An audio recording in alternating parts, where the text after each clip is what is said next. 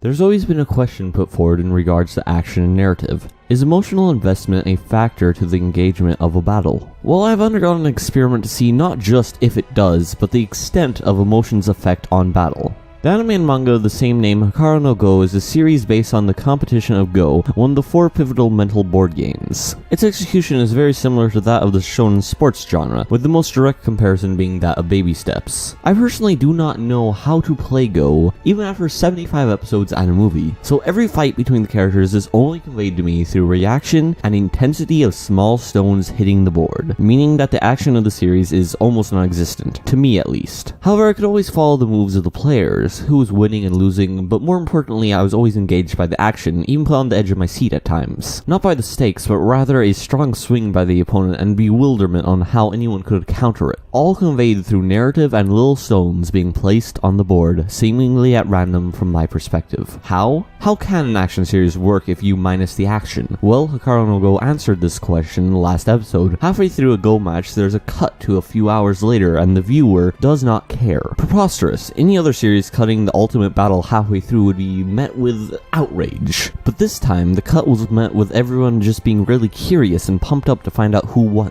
This is because the viewer cares about the contestants and results, not the conflict itself. An example of this is watching a random pro sports team playing compared to a friend, a child, or a relative. One is a much better match with higher stakes, but one you are personally invested in. So that's it?